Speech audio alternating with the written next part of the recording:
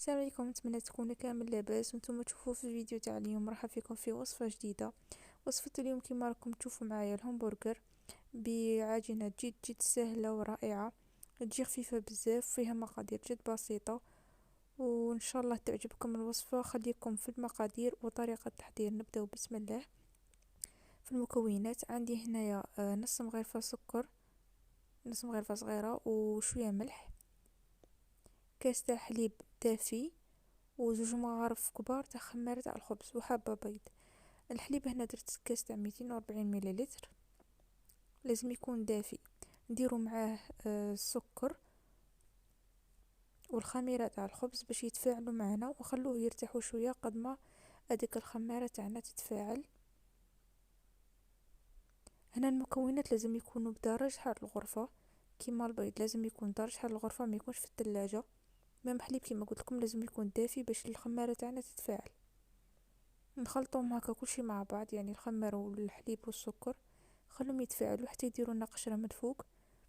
من بعد نخدموا بهم ونديروهم في العجينه تاعنا. هنا اللي ما عندوش بيتران قادر يخدم غير بيده، يعني يعجن العجينه تدي واحد 10 دقائق هكا. لكن اذا كان عندكم بيتران من الاحسن انكم تستعملوه، يسهل عليكم الخدمه وتجيكم الخبز تاعكم شويه بزاف. هنا درت 3 مغارف كبار تاع زبده يذوبوا، خلطهم مع الفرينه، زدت مع الفرينة تاني شوية ملح، وزدت عليهم حبة بيض. درت هداك الحليب بعد ما كان متفاعل كيما راكم تشوفوا هنا، شكل لنا شغل قشرة من الفوق مع الخمارة. نديرو كل شيء هكا في البيترا، نخلطو كامل المكونات مع بعض على سرعة متوسطة مع البدية. من بعد غير بشوية بشوية، كل ما تبدا تخلط مع العجينة نبداو نزيدو شوية في السرعة.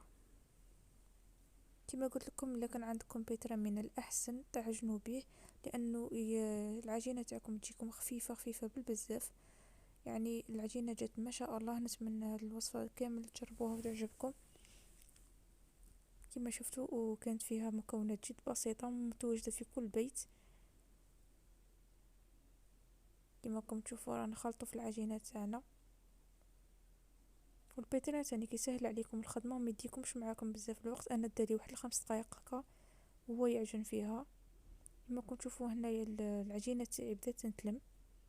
نحبس البيتران ونجبد العجينة تاعي، ودوك تشوفوا القوام تاعها كيفاش لازم يكون.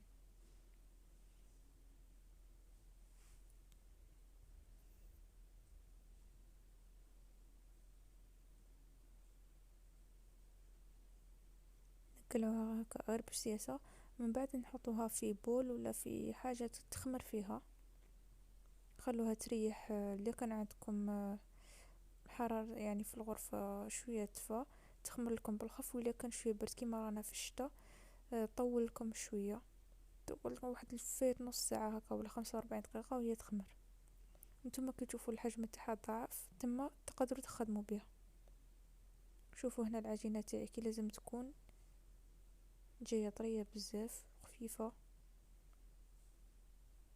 نحلها هكا ونقسمها على 8 قطع، 8 قطع يكونوا متساوية.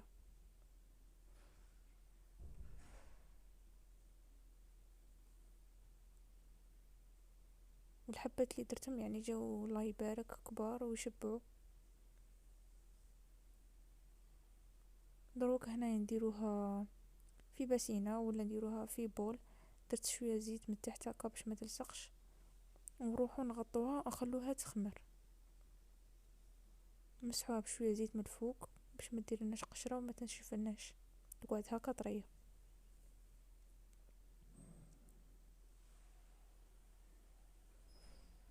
نغطوها بالسربيتة كما قلت لكم حتى يضاعف الحجم تاعها. من بعد نروحو نخدمو بها. خلوها على جهة. هنا بعد العجينة ما كانت خمرت، دات واحد الفايت نص ساعة ولا 45 دقيقة، لأنه الجو راه شوية بارد. كما قلت لكم هنا نقسموا العجينة تاعنا إلى 8 قطع يكونوا متساويين.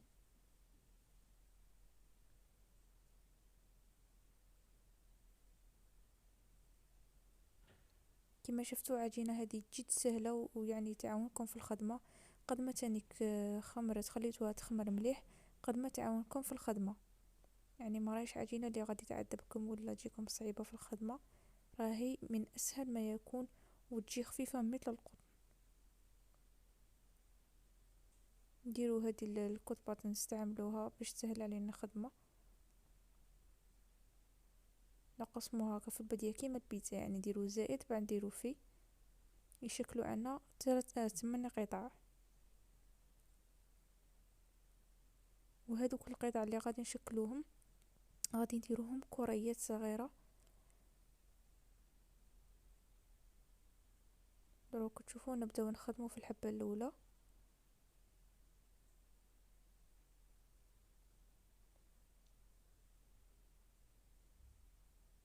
نكتبوا العجينة تاعنا كيما هكا، ندخلوها يعني ندخلوها في بعضها البعض ونغلقوا عليها مليح باش كي تخمر كاملة هكا، يعني متساوية من كل الجوانب تاعها.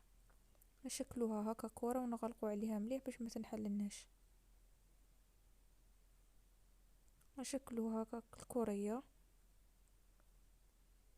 كيما نديروا الخبز ولا عجينة البيتزا. هكا نغلقوا، تأكدوا بلي راهي مغلوقة مليح من الأسفل. نشكلوها كيما هكا كيما راكم تشوفوا. نزيد معاكم حبة هكا باش تكون الطريقة واضحة.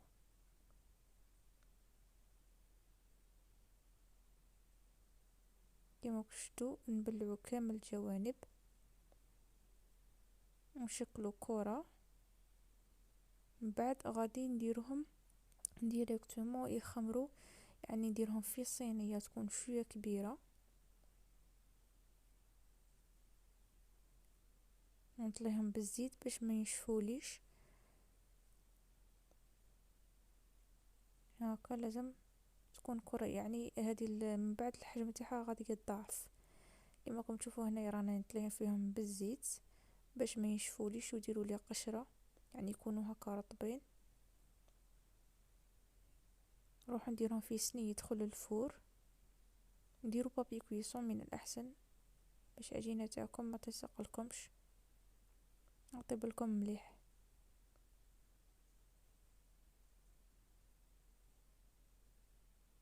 انا هنا درت ورق شفاف ولا سيلوفان، غطيتها باش العجينه تاعي ما تنشفليش، وغطيتها تاني بالسربيته وخليتها تخمر واحد نص ساعه هكا.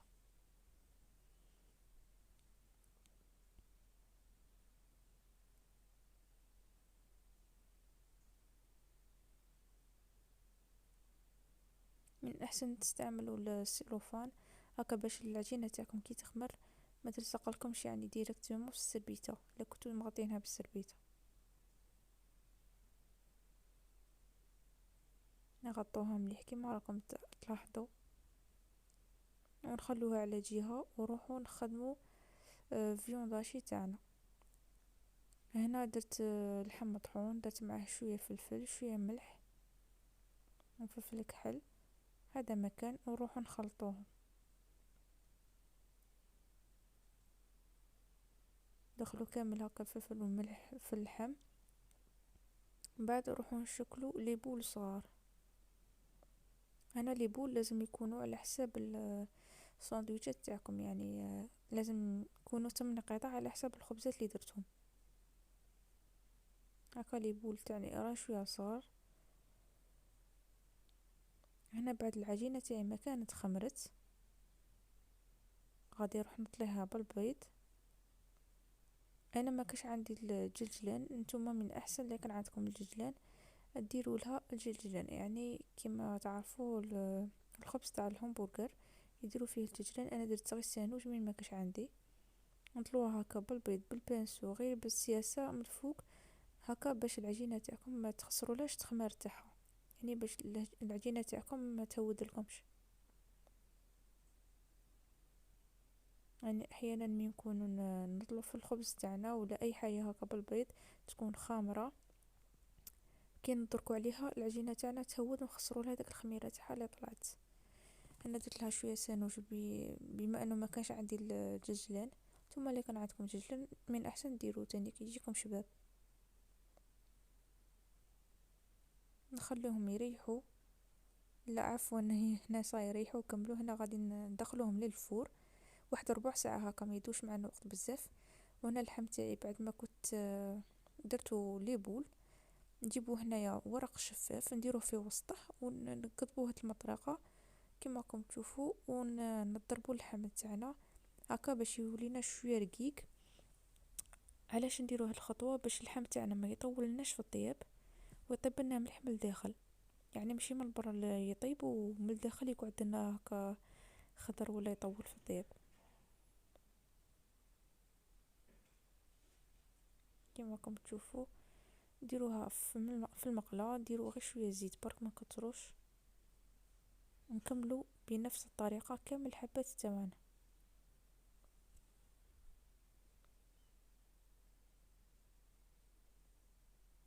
كما راكم تشوفوا هنا درتهم في المقله مع شويه زيت، درتهم ينقلاو.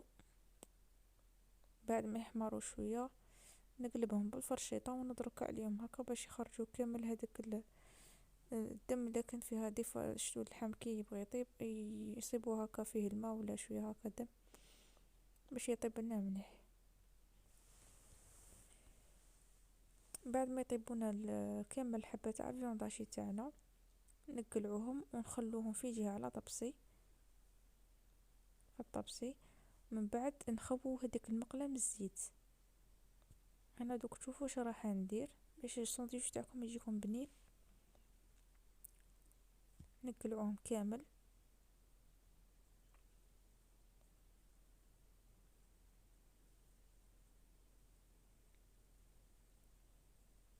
بعد ما كنت خويت المقله تاعي كيما قلت لكم من الزيت، نقطبو هنايا. شوفوا انا درت دي رونديل تاع الفرماج، هذا الفرماج سبيسيالمون تاع البيتزا، يعني يجي برا كبيره وقسمته، يعني الرونديلات تاعكم تجيكم كبيره. انا قطعت هذيك الدويرات بالكاس على حساب الفيونداشي تاعي، ودرتهم فوق الفيونداشي وخليتهم، يعني غطيت عليهم ونقصت لهم الغاز كامل، يعني خليته على نار هادئه هكا باش الفرماج تاعي يدوب عليهم. من يدوب كيما تشوفوا يقعد هكا يتلصق ويجينا شباب بزاف. كيما راكم تشوفوا هاد الخبز تاعنا بعد ما كان طاب، يعني ما داليش وقت بزاف، واحد ربع ساعه 20 دقيقه هكا، جا خفيف ما شاء الله، والحجم تاعه تضاعف، يعني الحبه جاتنا كبيره الله يبارك. نحلوه هكا في الوسط ونبداو نوجدوه في الساندويشات تاعنا ولا الهمبرغر. شوفوا هنا القوام تاعه كيف يجي من الداخل، يجي قطني ويجي طري بزاف، يعني احسن من اللي تشروه في المحلات وصديقو تشرو غالي ولا ما ماشي شباب. شوفوا كيفاش يجي شباب ما شاء الله. ننصحكم كامل تجربوا هذه الوصفه، يعني رائعه بزاف، واذا جربتوها اكيد ما راحيش تبدلوها بوصفه واحده اخرى ان شاء الله. كما تشوفوا هنا غادي ندير معاهم شويه سلطه تاع الخس، طماطيش والبصل دي رونديل. انا خيار كان عندي مخلل، يعني كانت ماما خدمته في الدار. اول حاجه نبداو نديرو فيها في الساندويتش، نديرو هنايا الوراقي تاع السلطه خضراء تاع الخس، يعني نديرو طبقه فوق طبقه كيما تعرفوا، ونديرو هنايا دي رونديل تاع طماطيش، انا درت 3 وانتم كيما تبغوا ديروا 2 ولا 3. نزيدو فوقهم الرونديل تاع البصل والخيار من الفوق. دوك هنا شوفوا اللحم تاعنا بعد ما طاب، شوفوا كيفاه يجي، شوفوا هذاك الفرماج كيفاه يجي دايب وبنين بزاف، يعني يعطيه الذوق ولا اروع. نزيدو فوقهم تانيك الخس وحبة طماطيش ونغرقوا الساندويتش تاعنا.